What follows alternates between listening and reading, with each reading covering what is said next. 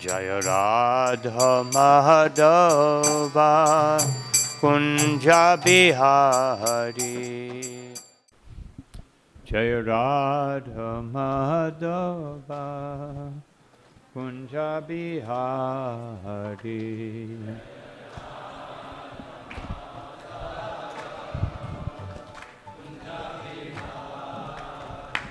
Jaya Radha Madhava Kunja Bihari.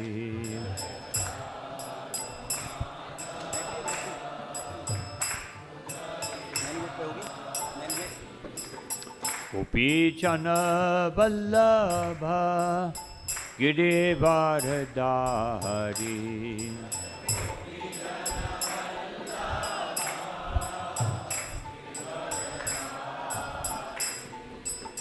Gopi Jana Vallabha Girivardhari.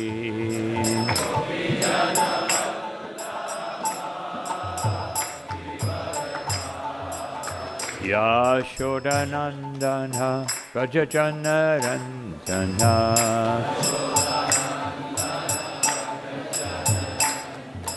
Yashodanandana Rajajanarandana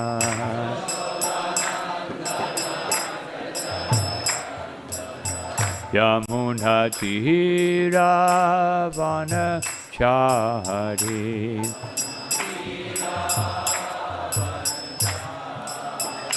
Yamuna Tira Vanachari.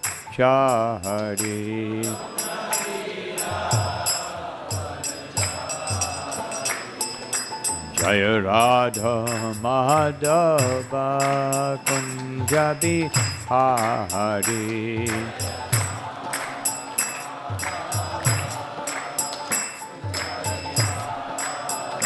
Jaya Radha Madhava Kunja Bihari.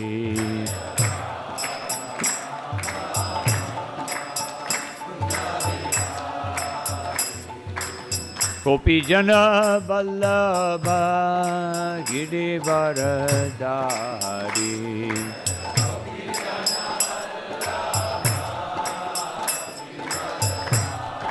Yashodanandana Vrajajanarandana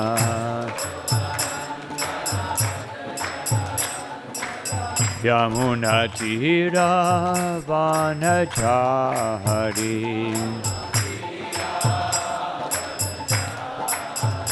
Jaya Radha Madhava Kunja Bihari.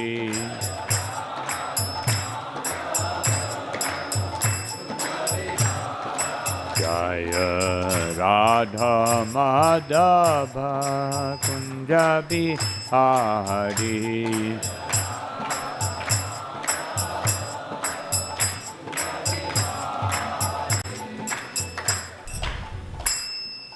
Jaya Vishnupada Paramahansa Paribhasakacharya Ashtotar Sri Srimad Bhaktivedanta Swami Maharaj Srila Prabhupada ki. Jaya Vishnupada Paramahansa Paribhasakacharya Ashtotar Sri Srimad Srila Bhakti Siddhanta Saraswati Goswami Maharaj Thakur Prabhupada ki. Ananta Koti Vaishnava Vrinda ki. Garantaraj Srimad Bhagavatam ki. Nitai Gaur Premanandi.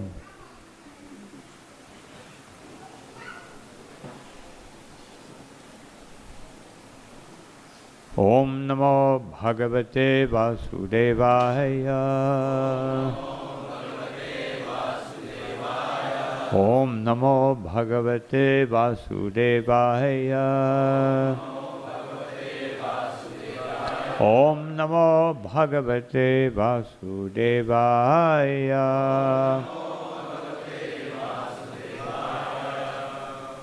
A reading from Srimad Bhagavatam, 4th canto, 7th chapter, text number 48.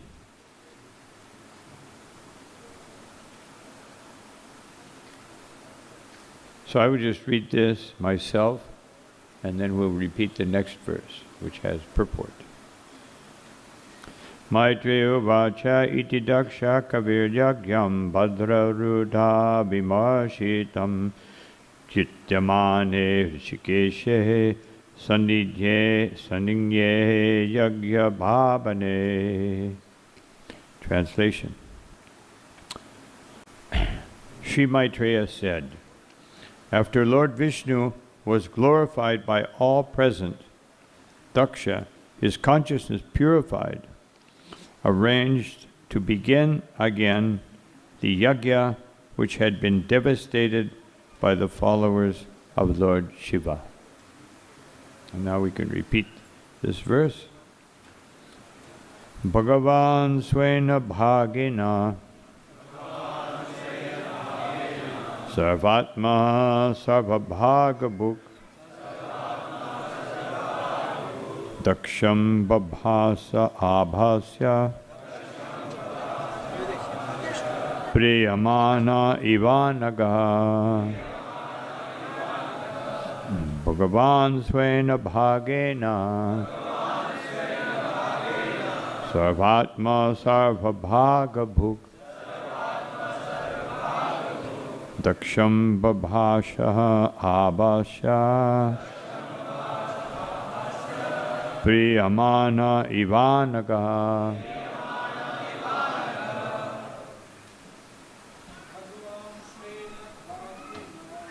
Bhagavan Shiva Bhagena Sarvatma Sarvabhagabhuk Daksha Babhasa Bhavena Priyamana Ivanaga. Bhagavan Svena Bhagena Sarvatma Sarvabhagabhuk Daksham Babhasa Abhasha Priyamana Ivanaga. Bhagavan Svena Bhagena Sarvatma Sarvabhagabhuk Daksham Babhasha Abhasha Priyamana Ivanaga.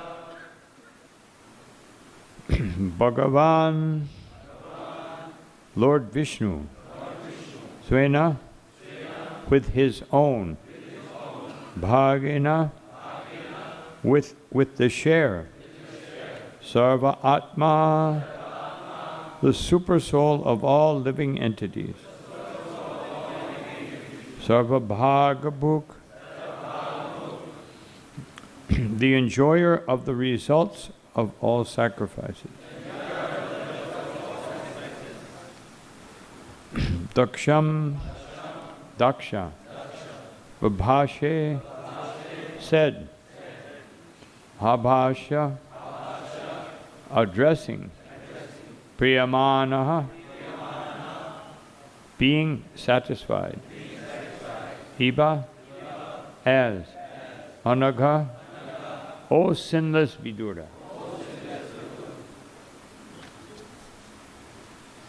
Translation and purport by Srila Prabhupada. Maitreya continued, my dear sinless Vidura, Lord Vishnu is actually the enjoyer of the results of all sacrifices. Yet, because of his being the supersoul of all living entities, he was satisfied simply with his share of the sacrificial offerings. He therefore addressed Daksha in a pleasing attitude. Everyone can please repeat. Maitreya continued. O dear sinless Vidura, Lord Vishnu is actually the enjoyer of the results of all sacrifices. Yet because of his being the supersoul of all living beings, all living entities, he was satisfied simply with his share of the sacrificial offerings. He therefore addressed Daksha in a pleasing attitude.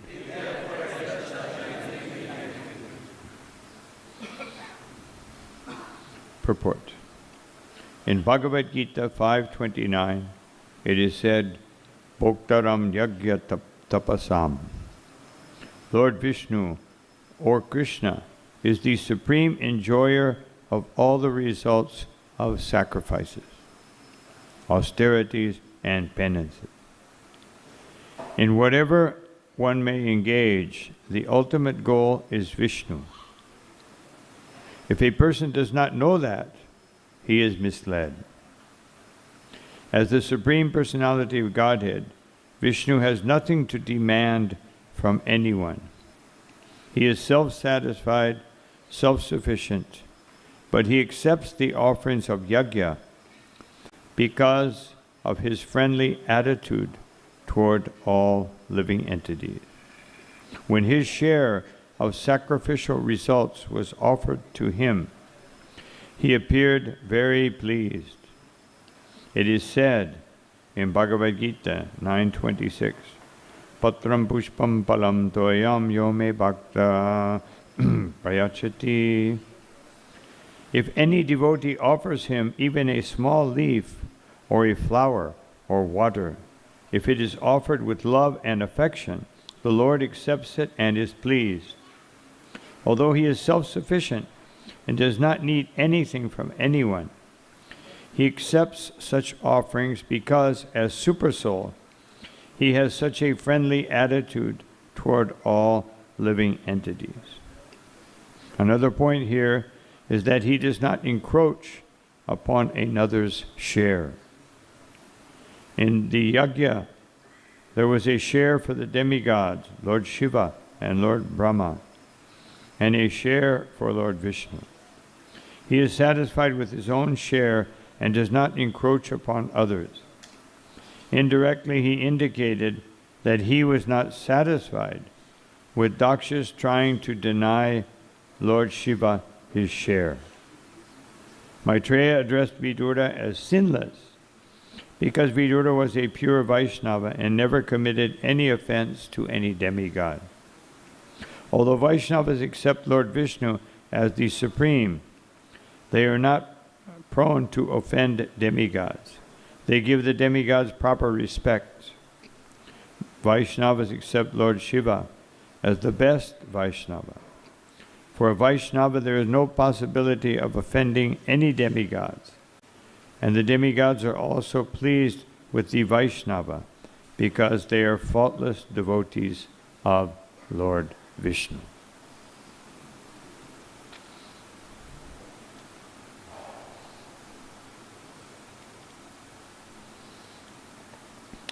Om Ajnanatimirandasya Gananjana Shalakaya Chakshurumilitam Yena Tasmai Shri Gurave Namaha Chaitanya-manobhishtam stapitam yena bhutale swayam upakada mahyam tadati swapadantikam namo Vishnu padaya Vishnaprestaya bhutale Shrimati Bhaktivedanta Swaminiti namine Namaste Saraswati Deve Gauravani Pracharine Nirvishesha Shunyavadi Pastyatya Deshatarine Jaya Shri Krishna Chaitanya Prabhu Nityananda Shri Advaita Gadadha Shivasadi Gaura Bhaktavinda Hare Krishna Krishna Krishna Hare Hare Hare Rama Rama Rama Hare Hare.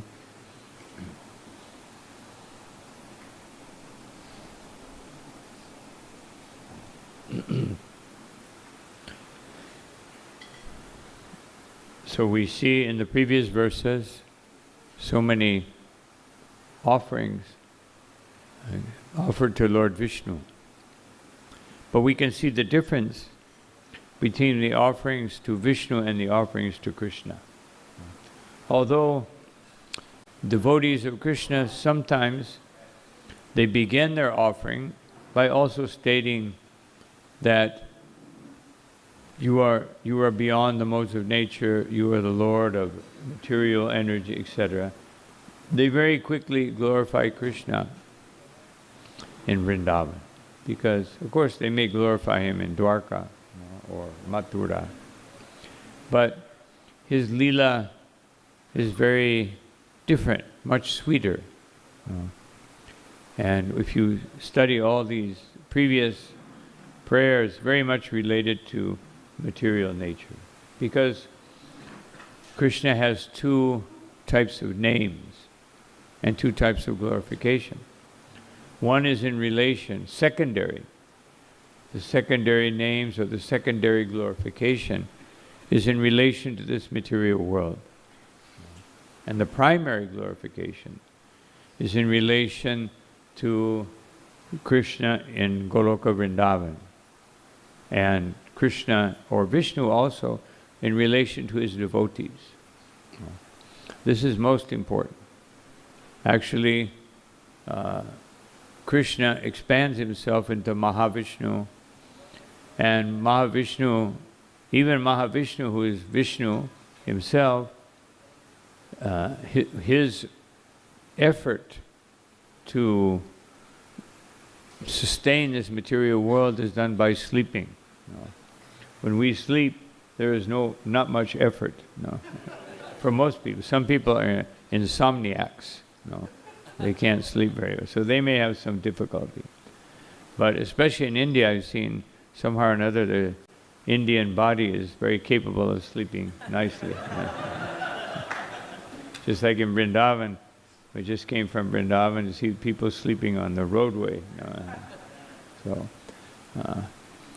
So this is, of course, Bhaktivinoda Thakur said that deep sleep is very good, because in deep sleep you enter into a type of mystical state of being free from the modes of material nature. You're just neutral. You're actually in kind of Brahman type consciousness. So, and therefore deep sleep, if we have deep sleep, then we can understand this is what it's like to be in the Brahman Jyoti. You're just experiencing. Of course, there's more bliss, but that bliss is compared, as many places in Shastra, it says, compared to the water in the footprint of a calf. The bliss. And the bliss of Srimati Radharani, all the bliss that Lakshmi and Durga and that they feel for the Lord is like a drop of Srimati Radharani's love for Krishna. So great. We're so fortunate because Srimati Radharani her mood has entered into Krishna in the form of Sri Chaitanya Mahaprabhu. So we're so fortunate to see the Lord in this mood. Of course, Krishna is always sweet. Even here, Vishnu as Supersoul, it says he's very friendly, very kindly disposed to his devotees and to every living entity, to the demigods. Therefore, Lord Vishnu saw Daksha's anger and his ignorance, although he wasn't satisfied by it. It's like seeing a child. Sometimes a child wants something and doesn't get it, so the child becomes rebellious against his parents. Momentarily. And then, but the parents understand this is the child's nature. What can you do? And in the beginning of the chapter, after being defeated by Lord Shiva, then, of course, when Shiva saw the Lord appear, he himself felt bad. Why did I get so angry? Why was I so disturbed? We should not be disturbed. this is what it means. Otherwise, if we're following the Shikshastikam, we should not be disturbed, because being disturbed means that you think that something is, you don't see that everything is coming by Krishna's mercy. We only get disturbed if we think, oh, things are not happening according to my plan. I have my plan, and if Krishna is very merciful, then he will accept that is how I define Krishna's mercy. He accepts my plan. Then he's merciful. If he doesn't, then why doesn't he understand who I am? I've been in Krishna consciousness for 25 years, or 10 years, or 50 years. So why doesn't he understand? I come from a Vaishnava family. What's wrong with Krishna? So, although we don't say that, culturally we don't say that, but internally that's what we're saying. If we're not happy with every arrangement that happens in our life, and therefore we can see Daksha, he was forced by circumstance to become humble. It's not that he was cultivating humility. And we'll see later on in the Bhagavatam, he makes the same mistake. Then again, when Narada Muni preaches to his sons, first time he very reluctantly accepts. But the second time, he curses Narada Muni. Of course, Narada Muni, sometimes he's a bit revolutionary. He does things that by ordinary morality or ethics we would not consider to be very good, like tipping Kamsa, inducing Kamsa to kill babies indirectly. You don't know if the first son, just like when Vasudeva offered his first son, then Kamsa became a little touched. How nice, he's so honest, so nice. But then Narada Muni and also the demons, they said, you don't know if number 6, if it's counting 1 to 6 or 6 to 1. You don't know which one is 6, so better kill them all. This is a typical demon. If make some arrangement so that your will always be, and this is the demoniac mentality. I want to impose my will upon others. And therefore here in this verse, it says that the Lord doesn't do this. Even there is a yajna, and he is going to receive his share. It already says, as Srila Prabhupada quotes in the beginning of the purport, Bhoktaram yajna tapasam. Sarvaloka Maheshwar, everything belongs to him. There's no question of him accepting some portion, because everything is being offered to him. Mayaiva vihitan hitan, as Krishna said, that there's no need to worship the demigods, because whatever they're giving you is coming from Krishna anyway. Krishna states this. So what's the use of worshiping them? No. Of course, worshiping the demigods is recommended in other ages, not so much in this age. But as Srila Prabhupada says in the purport, we don't disrespect the demigods. They are very favorably disposed toward Krishna. But even then, Daksha, if the realization of who is the Lord and our offering to the Lord is not a product of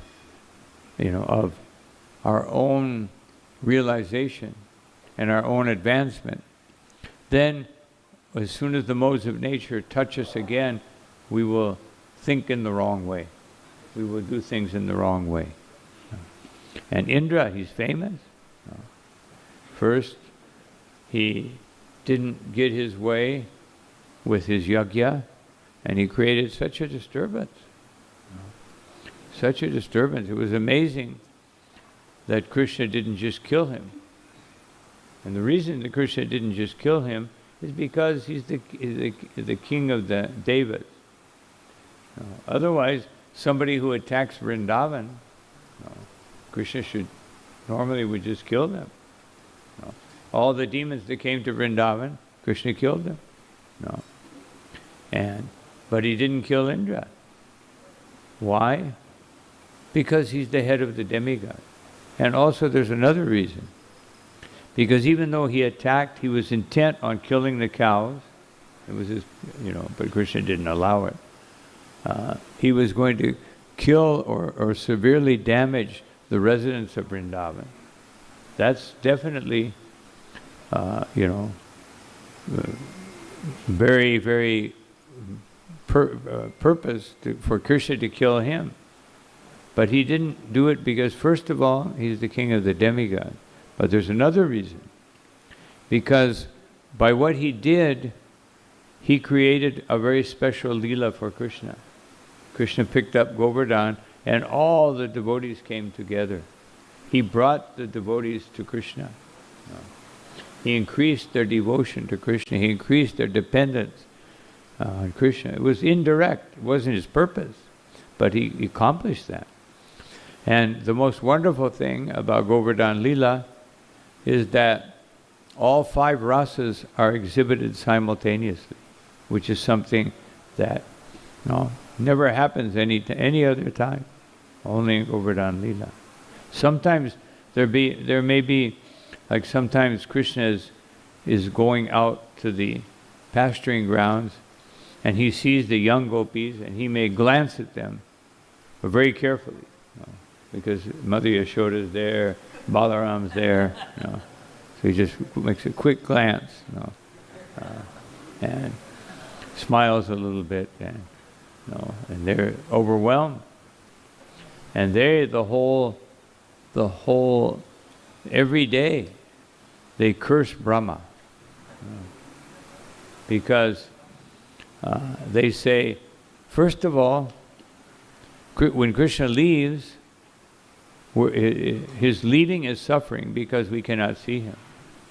And when he's before us, then we curse Brahma because we have these eyelids. So we can't see Krishna constantly. These eyelids are getting in the way. We don't even notice when we blink. We don't do even notice. We're blinking all the time. We don't notice. But for the gopis to blink means that they lose sight of Krishna. And that time is just like yugaitam nimishenya chakshusha pravashayitam shunyayitam jagat sarva. That blink is, for them, is like an eternity of losing. That's how attached they are to Krishna. We come, we take darshan, and then we go away and think, maybe I'll come tomorrow if I have time. We may come every day, but how long will we stay? Lord Chaitanya would stay for hours taking darshan of Lord Jagannath. Hours. We last about 10 minutes, 15 minutes maybe, and then, guess something else comes in the mind. I have to do this, some business, some school, some service. Actually, if we're attached to Krishna, we have to tear ourselves away from the deity. We have to tear ourselves away from chanting the holy name to do some service. Not like, this service had, I can't stay in front of the deities for 2 hours or 3 hours, just drinking the nectar of their beauty. Because we still want to drink the poison of the beauty of this material world, which seems like nectar, but definitely is poison. And instead of hearing about Krishna, we want to hear social media. What's happening? What's happening with the war? Because why do we care about the war? Well, if we're actually Vaishnavas, we will feel great compassion for all those people that are losing their bodies, and we'll be thinking, how can we get books? Just like Iran and Israel, the U.S., they're sending missiles. We want to send missiles, these kind of missiles, transcendental missiles, to destroy the, this is our mission. This is what Lord Chaitanya said. He wants to destroy the demoniac consciousness of the living entity. So we send those kinds of missiles. And they seem just like a book, but actually they're more powerful than nuclear weapons.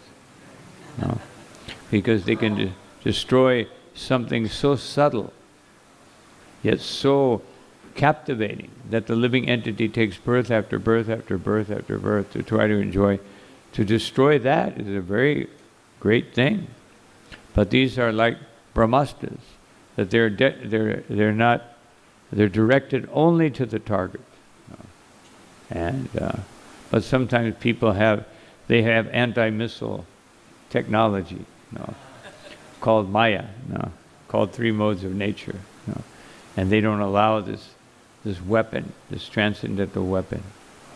But Srila Prabhupada said these weapons are so perfect, they're like time bombs. These books are so important because when they wait until the right moment and then they act.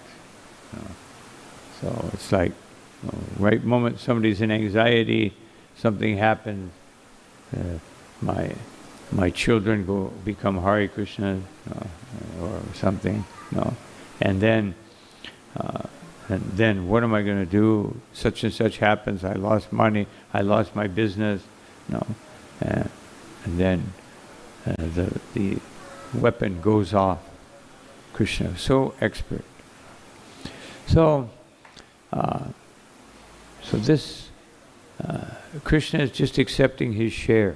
He doesn't have to accept anything. As it says here, he's Atmaram. He doesn't need anything. But out of affection for the living entities. And he doesn't require anything. As Srila Prabhupada quotes in the purport, Patram Pushpam Palam Toyam Yome Bhakta Prayachiti, that he doesn't require, he when he asks for something, he asks for the simplest thing. But he's actually asking for everything. Sarvadamam Parichaja Mamekam Sharanam Braja. But even that is incomplete. Ramananda Roy, he said, when he quoted this verse, Sarvadamam Parichaja, Lord Chaitanya said, it's external. Why? Because Krishna is saying, I will give you. I will give you protection. Do not fear. But pure bhakti means I don't want Krishna to give me anything. I want to give to Krishna. Just like Srila Prabhupada said, that he said in many religions, especially Western religions, they see God as the Father. He said that is good. It's good, but it's not perfect. Because the Father means you take. From the Father you take. He said that devotees, they see Krishna as son, or lover, or best friend. These are the three prominent moods in Goloka Vrindavan. Even those who see Krishna as their master, they only want to give. Even the cows and the trees, they want to give to Krishna. They don't want to take anything from Krishna. Of course, Krishna bombards them with his beauty. He forces his beauty upon the living, but they're not aspiring for that. They're aspiring to give something to Krishna. The cows, let me give Krishna some milk. Let me give Krishna some comfort. Everyone is aspiring. And the more intense is the mood of devotion, the rasa, the more they want to give. Until the gopis, Kaschid Ramya Upasana Bhajubada Vargena Yakalpita. This is the highest mood The highest mood is the mood of the gopis. Not that we all want to be gopis, although Chaitanya Mahaprabhu recommends this. But not that we all think, I may be a gopi, I may not be. But the mood of the gopis, everything for Krishna, nothing for me. No. I don't require, the only thing I require is Krishna's mercy. But even not, I'm not even asking for that. I simply want to give something to Krishna. This is the mood. So, but he takes only his share. Ishavasya sarvam yadgitya jagatam jagat tena chak tena bunjita. Everyone has their quota. And even Lord Vishnu, he accepts his quota. To show. Because ultimately everything is coming from Krishna, and Krishna is the Adi Guru. So he also shows, and Lord Vishnu, he's showing here, that yes, everyone should accept their quota. Not that I'll take it, I'm the Lord of everything. Therefore, everyone should give to me. When we have the mentality of lording it over, we want to take everything.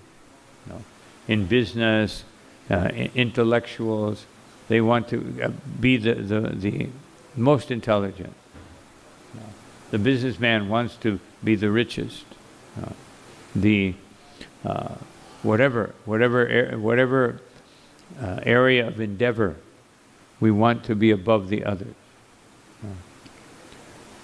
Just like in Krishna consciousness, if you get a higher position, your consciousness is that now I've actually taken a lower position. Now I must serve. Before I was serving Sri Guru. Now with this greater responsibility, I have to serve the Guru and so many Vaishnavas. Not that I'll become temple president, GBC, whatever, and now everyone will bow down to me. No. We're thinking, yes, now I have to serve all these Vaishnavas. No. Greater responsibility, greater service. I must develop more humility. I must develop a deeper understanding that I have become more of a servant. In the beginning, it's just the Guru. And even then, as long as he gives the instructions that I like.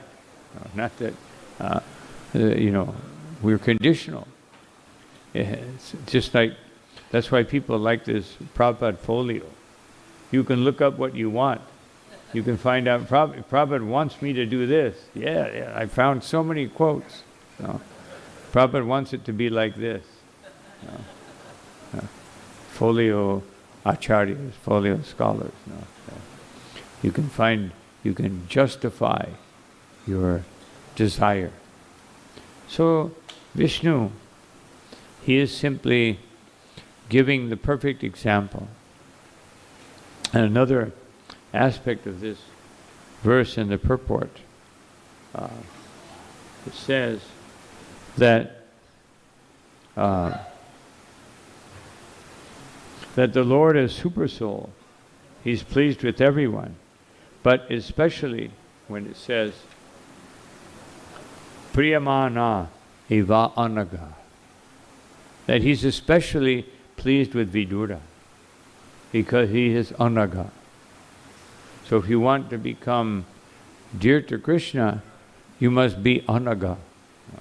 You must be free from sinful activity or pure consciousness. So Krishna defines this in so many ways in Bhagavad Gita. And the first requirement, dvesha sarvabhutanam, the first requirement is that I give up envy. Giving up envy means I see myself as the servant of everyone. That's the practical manifestation. Not that I think of it theoretically. Yes, I must not envy anyone. To understand something means you show it. You behave in that way. Otherwise, you haven't understood. You just have a theoretical conception. I have the theoretical conception that I'm not envious. I understand what envy is, and I'm not going to be envious. But unless you do it, unless you put it into practice, And Krishna goes deeper and deeper, because he said, if you do this, if you give up envy, what will be the result? Maitra. You will be friendly to everyone. This natural result. And if you're friendly to everyone, karuna cha. Maitra karune vacha. That you will be compassionate.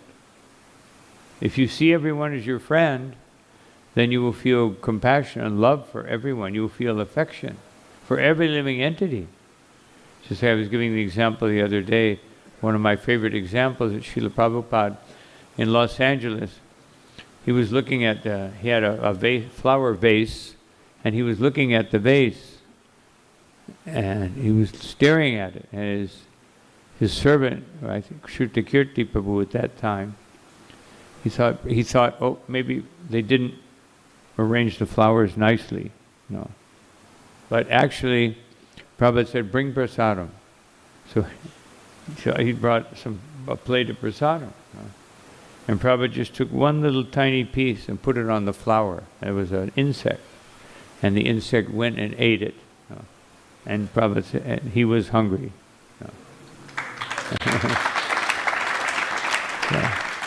So this is compassion.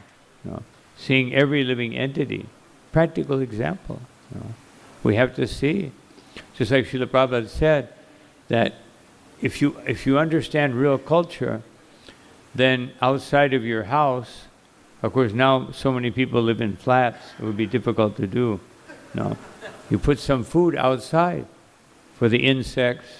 No, even snakes. Although there is a Prahlad Maharaj, indicated that a snake should be killed, but Vaishnavas sometimes they feed the snakes. Every living entity puts something outside, and Prabhupada said that way they won't come inside. You can't blame them for coming inside. So especially if you live in flat, all these tubes connecting all the place, what are they going to eat? Everything's cement. They have nothing to eat, so they have to come inside. So this is the culture of Krishna consciousness, so deep, so deep. There is no limit to the depth of Krishna consciousness.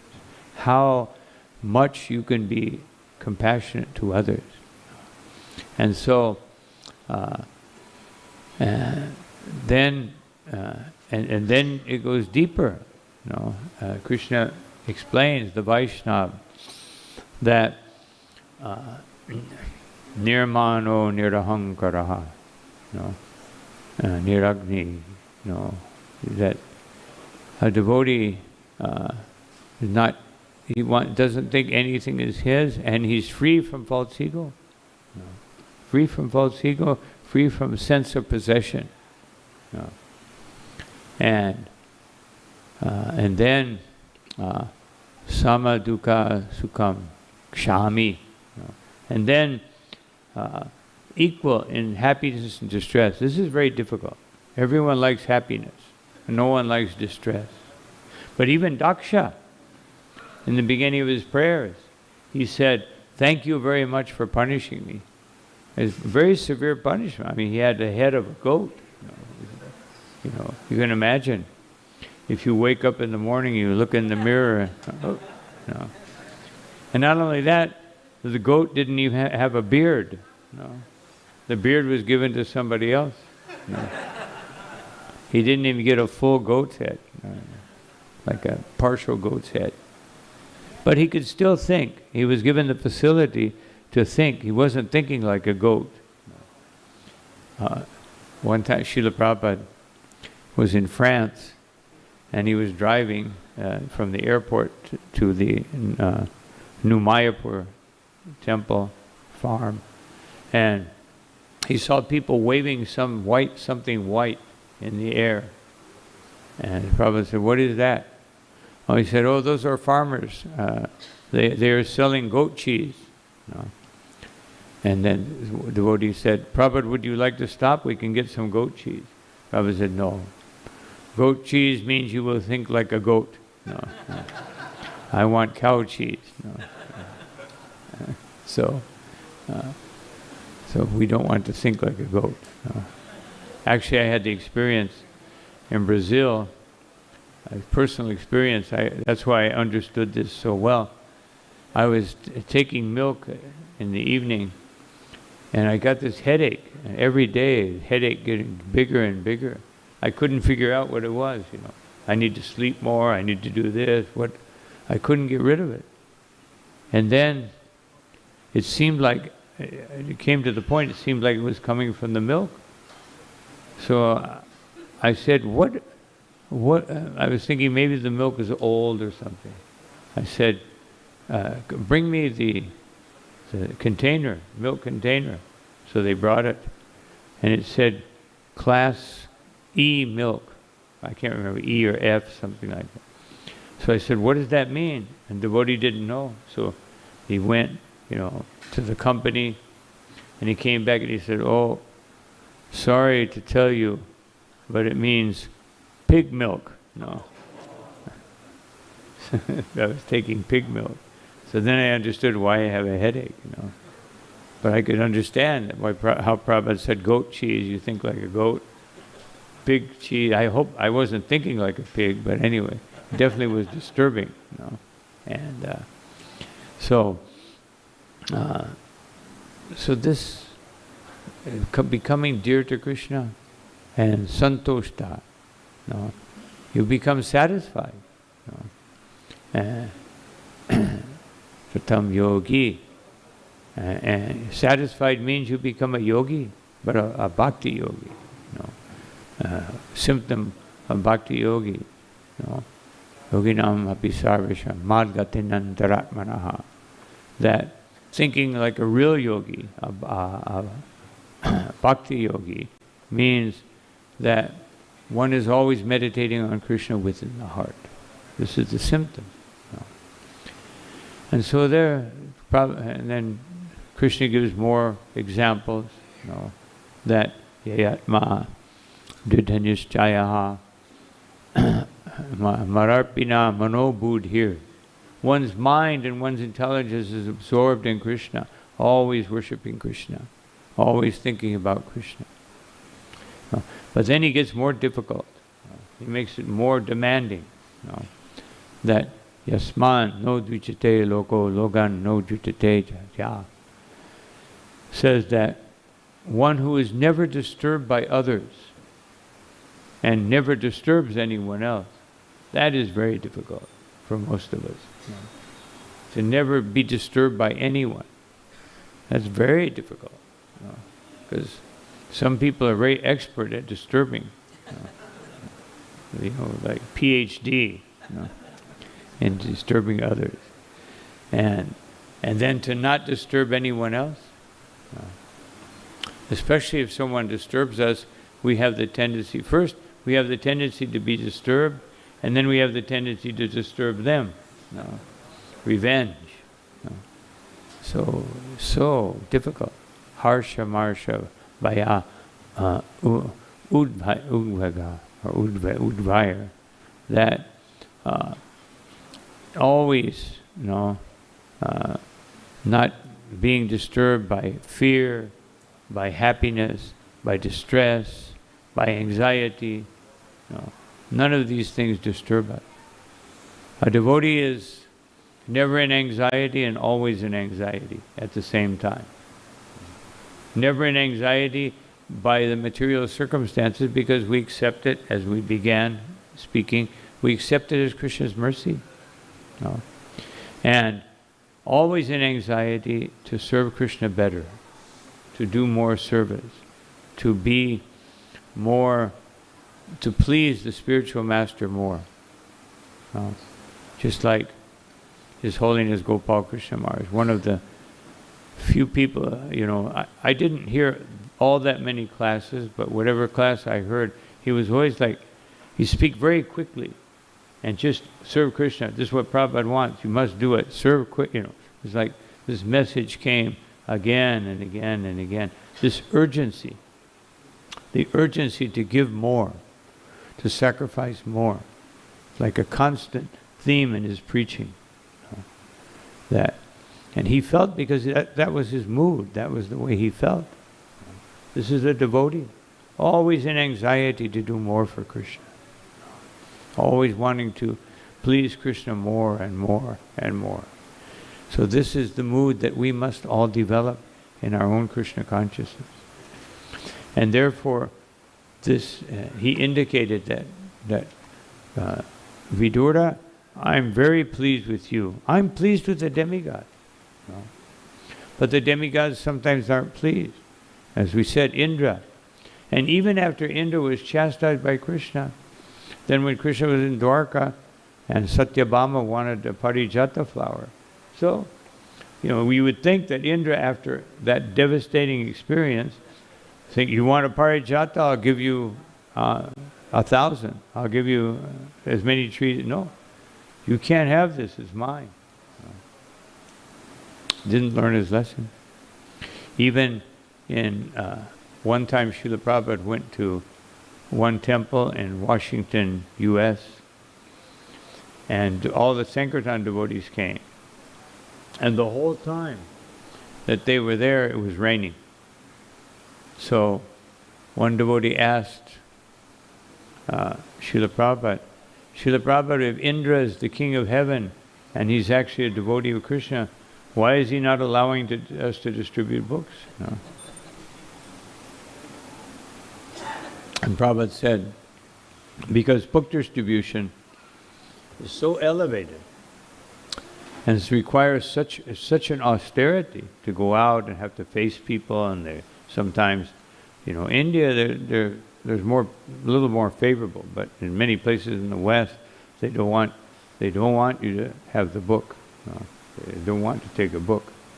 And so he said, therefore, Indra, when he sees the austerity that the Sankirtan devotees are doing, he becomes fearful that they may try to take his position. Therefore, he's sending rain when Sankirtan comes. So this is how elevated Sankirtan is. Even it puts fear in the heart of Indra. Such an elevated position. So this is Krishna consciousness, and this is how we become dear to Krishna, by accepting some difficulty.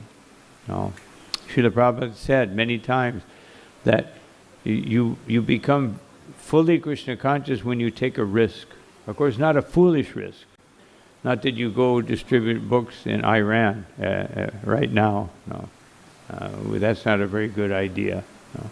But Prabhupada, when Brahmananda and Gargamuni, they went to Pakistan, and so there was some riots broke out, a lot of violence. Srila Prabhupada said to call them back, but they were already there. And Prabhupada was very concerned, sent a message, you should come back. Don't take foolish risk. Little risk. Risk means go beyond your comfort zone in service. Go beyond, don't do what you want, do what Krishna wants. And do it completely. And do a little more than you are comfortable with doing. Then you will make some quick advancement. So Krishna is very pleased when this happens. When a devotee becomes dear to him. And then of course Krishna goes on. Samashatrao, chimitre cha. You don't see friends and enemies. No. Nashochati nakangshati. You're not disturbed. You're not prone to lamentation or hankering. You don't miss anything in the material world, and you don't want anything in the material world. Shubha, shubha, parityagi. You give up attachment for all these things. All these different things that Krishna says. Tulya ninda, shutir, mauni. A devotee is silent, because silent means, as Prabhupada explains, means no social media. We only use social media for preaching. You don't want to hear that. You're silent on social media platform. Only But you can use it profusely to preach Krishna consciousness, but not for listening and not for speaking, about the war in Iran, and this and that, or all these things that everyone is absorbed in. No, we simply want to speak Krishna consciousness, and you're equal in fame and infamy, or being glorified and being defamed. All these things. This is how you become dear to Krishna. Otherwise, it's not that, but just by doing these things, but by being Krishna conscious, these things are not interesting. That's what it really means. Not interested in being famous or not famous, or, doing what you like or doing what you don't like, or having something that's auspicious or inauspicious. We want auspicious. We have yagyas to create auspicious. But for others, for ourselves, the situation may be auspicious or inauspicious by material calculation. But we simply want to Krishna conscious. So anyway, these are some thoughts on this particular verse of Srimad, these verses of Bhagavatam. And of course, says that Maitreya was very, very desirous that Vidura would understand how dear Krishna was, how dear that he was to Krishna. And this is why Vidura is speaking, because he knows that Krishna is very dear. So this is why he's speaking. This is why he's allowing. He's telling all these things. So ultimately, so that Vidura will understand how dear Krishna is to him and how dear he is to Krishna. So, and these are some thoughts on this particular verse of Srimad Bhagavatam.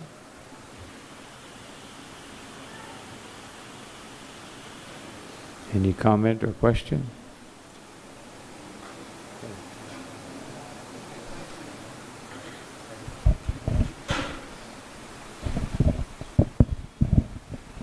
Hare Krishna Maharaj, thank you so much for this class. Maharaj, like it was mentioned in the purport that Vaishnava never offend any demigod, and demigods are also pleased with the Vaishnavas. So I had doubt regarding that part.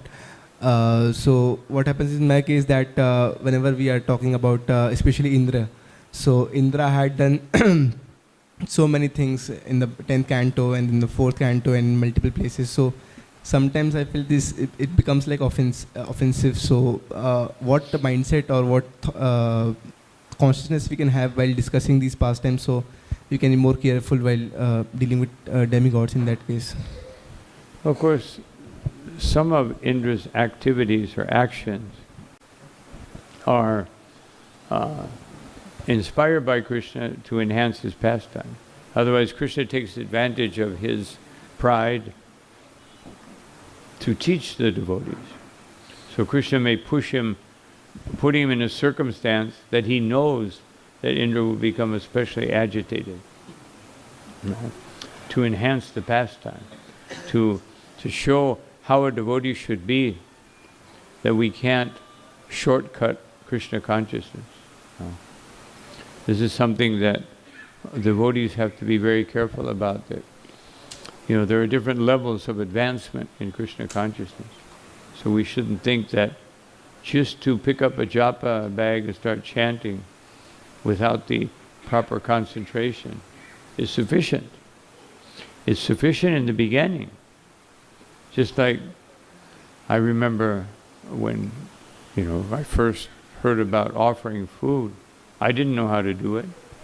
And I just would say, chant the Maha Mantra. And so I asked the devotees afterwards, is Krishna accepting? He said, yes. If you're offering sincerely, but then once you know the process, then if you simply do, then it just means being lazy. I don't want to I don't want to chant the mantras. I don't want to do what's required. I don't want to clean the place where the offering is taking place. I don't want to have a proper altar because it's too much trouble. But so the point is that we can't just think that what I'm doing in Krishna consciousness is always the same. The consciousness has to increase. The activity may be the same.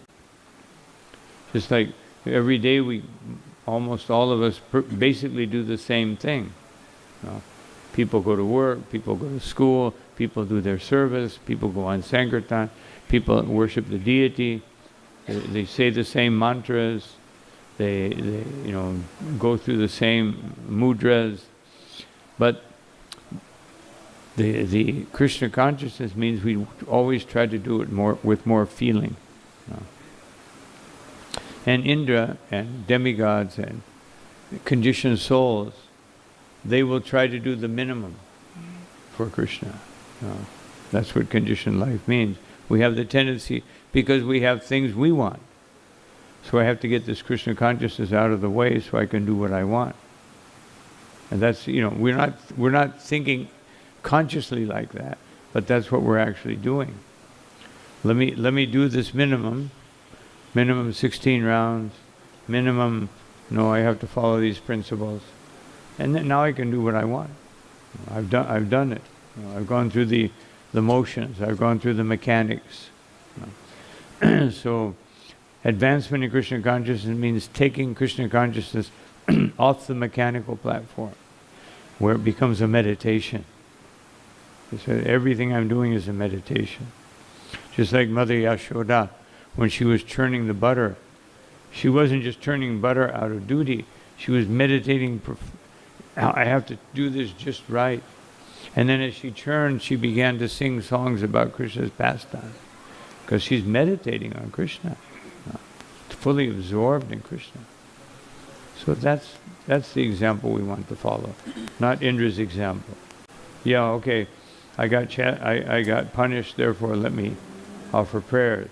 Or Daksha, okay, I got punished, now I can do my yajna. And I glorify Vishnu because he's supreme, I accept that. I was foolish, but he'll be foolish again because he's not beyond the modes of nature. Hare Krishna. Hare Krishna, Maharaj. Very wonderfully you explained about the mood of Krishna consciousness and what is dear to Krishna, as explained in Bhagavad Gita. So many terminologies you have given.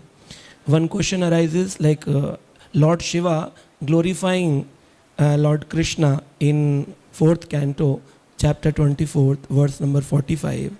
He's saying Snigdha, Pravada, Saundaryam, Ghanshamam. He's glorifying Lord Krishna. In that purport, Srila Prabhupada is writing that Radha Krishna don't accept the Panchratrik Vidhi, which we do on the altar. Actually, Lakshmi Narayan accepts that kind of worship. So, what should be the mood of a devotee in Krishna consciousness? Like we are worshipping Radha Krishna in the altars, but it has been accepted by Lakshmi Narayan. So, we should do Panchratrik Vidhi, with what kind of mood of a devotee should be? Yes, that's why Srila Prabhupada said, we worship Radha and Krishna like Lakshmi Narayan.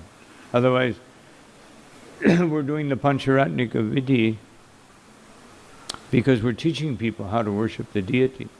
So we see the deity, just like Bhaktisiddhanta Saraswati Thakur said, that a neophyte devotee, his service will be basically on the level of Brahman. The intermediate or Madhyam devotee, his service will be on the platform of Paramatma. And the Uttamadhikari, his platform will be on the level of Krishna, as the Supreme Personality of Godhead, as Radha and Krishna.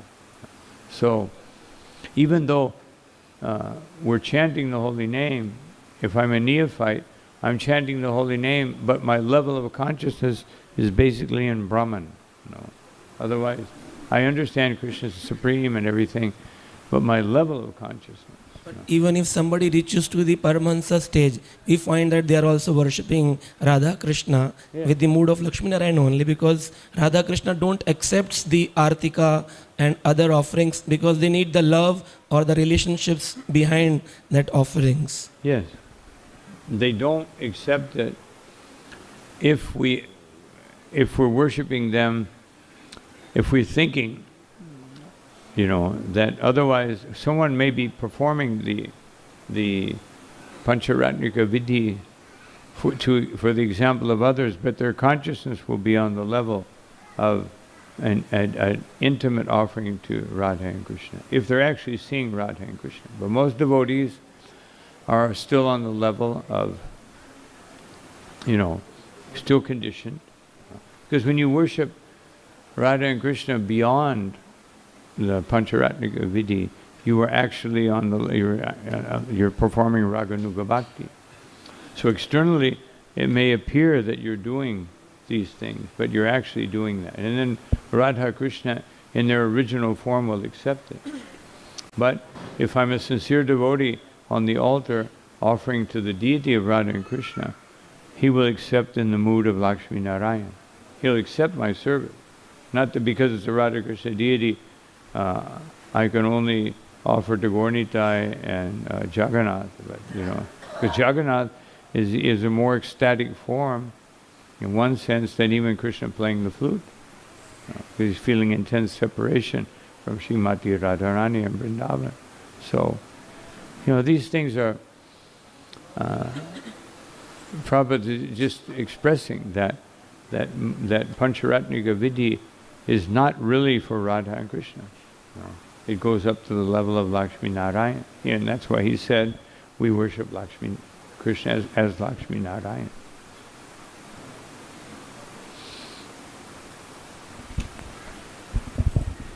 Thank you for the wonderful class, Maharaj, and for your association. Maharaj, my question is, when you mentioned about when someone enters Vrindavan to attack Vrindavan, Krishna just kills them. Just like the demons, Krishna killed them all.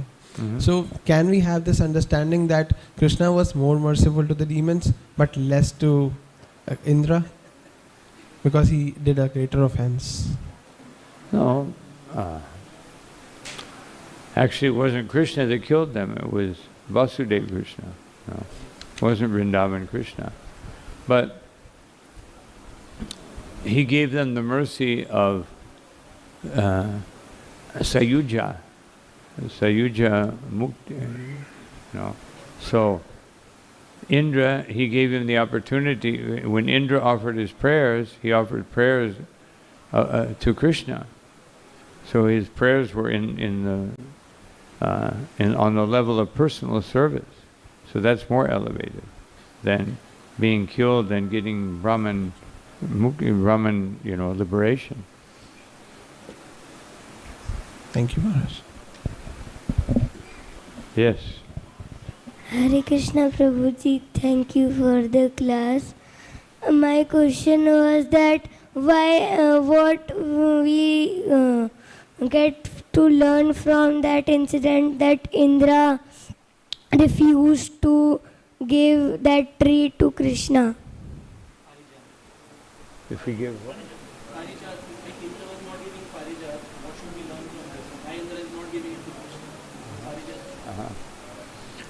What should we learn?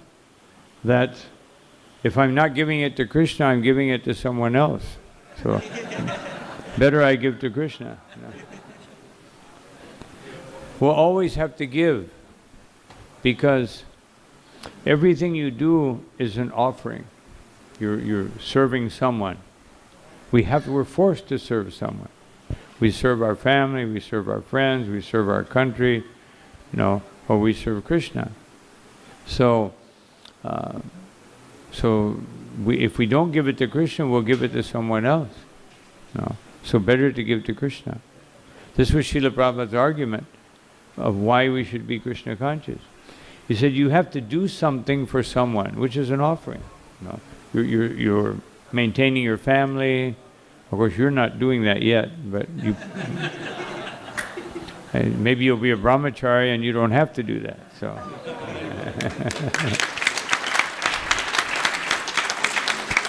But you will be. Brahmacharis also maintain their family, but their family is the aggregate of all the living entities, because they understand everyone is part and parcel of Krishna. So they're also serving their family.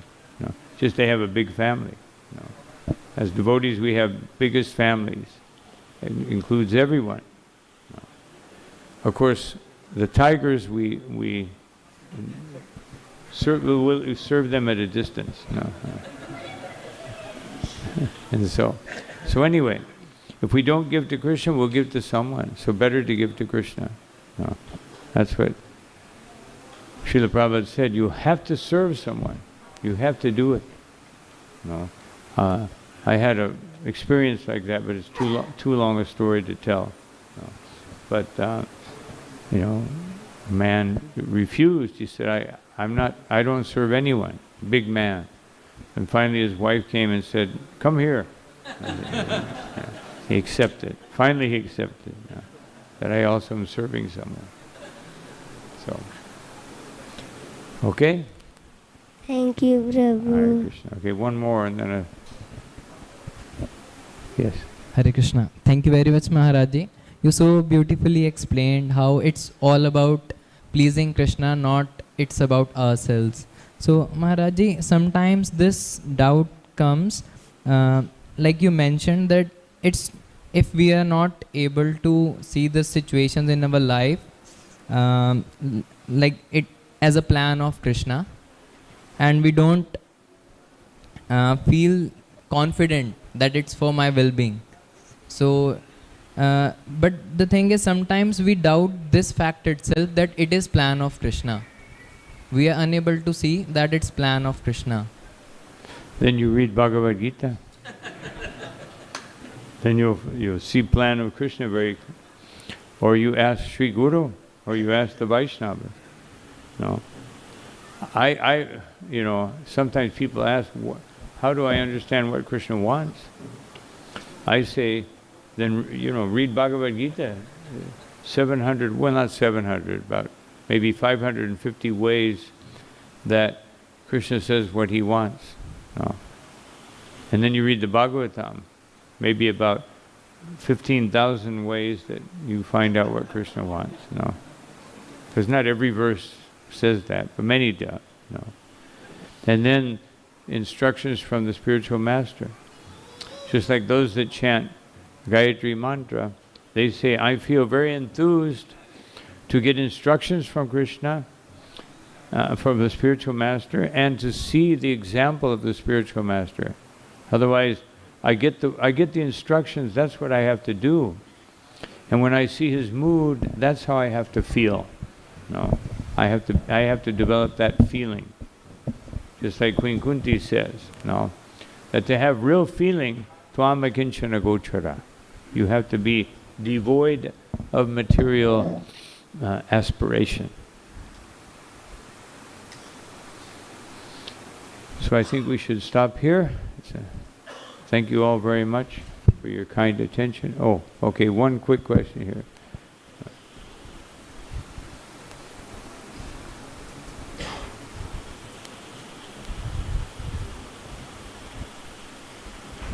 Thank you, Maharaj, for nectarian class. Maharaj, I have one doubt that everything is given in Srimad Bhagavatam, and very clear, simple Sanskrit is telling that Krishnastu is Bhagavan Swam. But in Vrindavan, so many Kathakar, Bhagavad Kathakar, they are not accepting that Krishna is the Supreme Personality of Godhead. What is the reason behind that? I don't understand. Kindly elaborate and you can guide me. I didn't hear one word. The reason behind?